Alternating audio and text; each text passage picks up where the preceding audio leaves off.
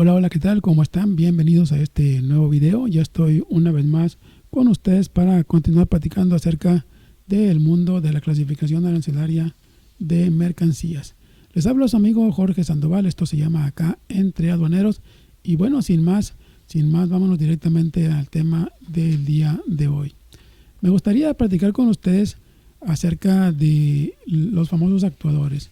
Vamos a hablar qué quiere decir o qué son los actuadores, cómo funcionan y dónde se clasifican arancelariamente, ¿verdad? Dónde se ubican en la tarifa. En este espacio ya les he comentado en muchas ocasiones que, bueno, a mí en lo particular me gusta mucho, primero que nada, antes de entrar en materia, definir conceptos, ¿verdad? Para poner todo en su debido contexto. Y bueno, en el tema de actuadores, pues debemos conocer que se consideran simple y llanamente un motor, ¿verdad? Ya la mayoría de nosotros hemos estudiado en otros videos que, bueno, un motor es aquel dispositivo que ayuda a realizar movimientos físicos, convirtiendo la energía, que por lo regular es una energía eléctrica o una energía neumática o bien una energía hidráulica, en una fuerza mecánica. Se convierte esta fuente de energía externa en movimiento, ¿verdad? En fuerza mecánica. Ahora, si hablamos de motores, arancelariamente, pues vamos a orientar nuestra atención dentro de la tarifa arancelaria a la sección 16. Y si hablamos de fuentes de energía eléctrica, neumática e hidráulica, bueno, respectivamente vamos a ubicar, por ejemplo, los motores eléctricos en la sección 16, capítulo 85, partida 8501. Y si queremos hablar o abordar el tema de motores hidráulicos y neumáticos, pues vamos a estar ubicándolos en la misma sección 16, pero en el capítulo 84, partida 8412, donde se clasifican los motores de este tipo, ¿verdad? Ahora, si hablamos de motores eléctricos, te comento, no hay mucho tema en este orden de ideas, en este contexto estricto de los actuadores.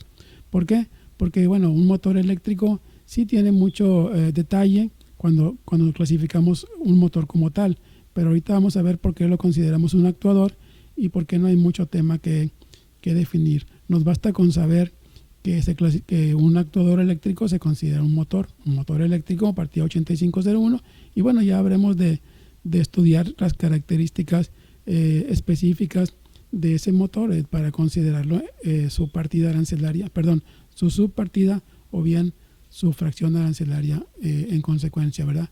Ahora, en el tema de los actuadores neumáticos o los actuadores hidráulicos, pues ya vimos que se clasifican en la partida 8412. ¿Qué tipo de motores hidráulicos o neumáticos vamos a encontrar en esta partida? Bueno, generalmente vamos a encontrar dos. Vamos a encontrar los cilindros, que son los motores de movimiento rectilíneo, hidráulicos o neumáticos, o vamos a encontrar también los motores hidráulicos neumáticos rotativos, que se clasifican también en la partida 8412, y ambos particularmente o respectivamente, se van a considerar en su momento también como un actuador. Ahora, cuando hablamos de actuadores, vamos a pensar en las facturas y en los packing lists que vemos como clasificadores, ¿verdad? Antes de ver una mercancía de manera física, nosotros como clasificadores revisamos documentos. Y entonces aquí es en lo que me refiero. Vemos en una factura donde dice la descripción como un actuador, pues no tenemos mucha idea hasta que no vamos físicamente a ver la mercancía, ¿verdad? Y nos encontramos que son motores eléctricos o bien son motores hidráulicos neumáticos y no se clasifican como tal. Ahorita vamos a ver por qué o cuál es la diferencia. Mira, si un motor eléctrico se presenta sin ningún accesorio de conexión o de conducción, llámese cable o algún conector, pues se va a definir como un motor, como tal, en los documentos. Entonces, pero si se presenta, por ejemplo, con un cable de conductor y algunos conectores, pues sigue siendo motor. Ahorita vamos a ver por qué, pero lo definen como un actuador. Un ejemplo de ello, en el tema eléctrico, ahorita vamos a ver los neumáticos hidráulicos. En el tema eléctrico, a veces nos presentan motorcitos eléctricos que vienen ya como con su arnés o con su ensamble de conexión, y por ejemplo los motorcitos para elevadores de cristales de una ventana de uso automotriz, pues es un motor eléctrico con su cable conductor y con su conector, pero sigues el régimen de motor. Pero en la factura o en la lista de empaque, pues van a estar definidos o descritos como actuadores, ¿verdad? Ahora, si vemos también, por otro lado, si vemos también algunos cilindros, si son nada más el cuerpo de latón, que lo conocemos como tal físicamente, sin ningún conector o una manguera o algún conector, dispositivo de conexión, pues se va a definir como cilindro de aire, quizás en inglés, ¿verdad? O air cylinder, o bien como cilindro simple.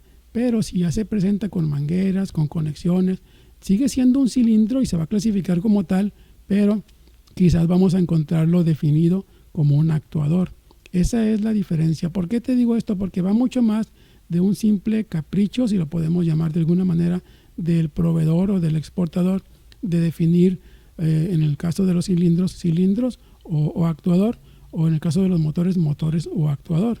O sea, va mucho más allá de un simple capricho de descripciones. Esta es la razón y es el porqué. Ahora, ¿por qué digo que sigan su propio régimen? Porque, por ejemplo, recordemos la regla general 3.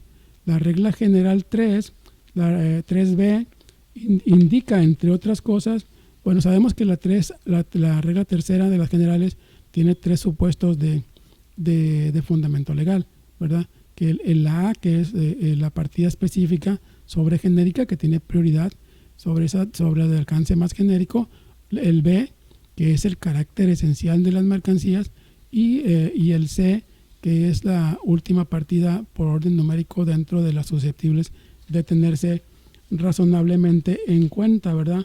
Entonces, vamos a abordar la 3B para poner esto en contexto.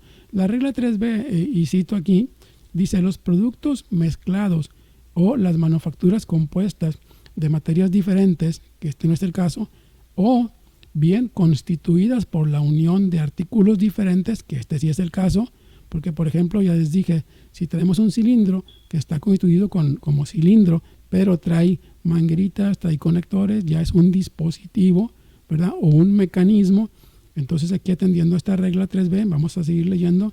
Dice: y las mercancías presentadas en juegos o bien en surtidos acondicionados para la venta al por menor, cuya clasificación no puede efectuarse aplicando la regla 3A, que, como les comenté, la 3A es la que nos ayuda o nos indica a que ubiquemos la partida específica, que le demos más fuerza por regla sobre aquella partida de alcance más genérico. Entonces, si no podemos clasificar eso, bueno, aquí cito y sigo leyendo, dice: las mercancías se clasificarán según la materia o el artículo que les confiera su carácter esencial, si fuera posible determinarlo. Poniendo esto en el contexto de los actuadores, ¿ok? Bueno, se presenta con mangueritas, se presenta con cables, en el caso de los eléctricos, se presenta con conectores de unión, entonces ya es un dispositivo. Pero su carácter esencial, en el caso de un actuador eléctrico, en el caso, recuerden, de los motorcitos para elevadores de cristales en uso automotriz, en las ventanas, sigue el régimen de motor. Entonces, esa es la historia.